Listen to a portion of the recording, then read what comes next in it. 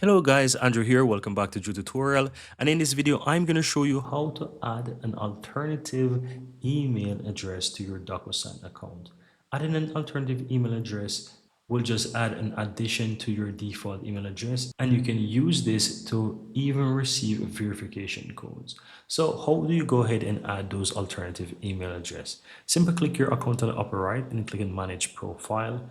This is going to take you to the profile section, but it's quick access to reach to the privacy and security. Now on the left hand side, you will click privacy and security, scroll all the way down to the verification method section. In case you realize that it pops up and asks you to log in again, that's pretty much fine. Just enter your password, and once you do, you will be able to log right back into DocuSign. This often happens as well, but that's not a problem.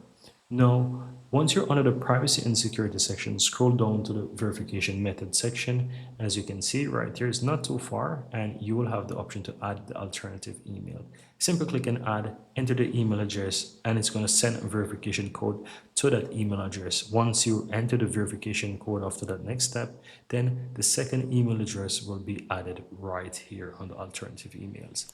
And that's it, guys. Very easy and very simple.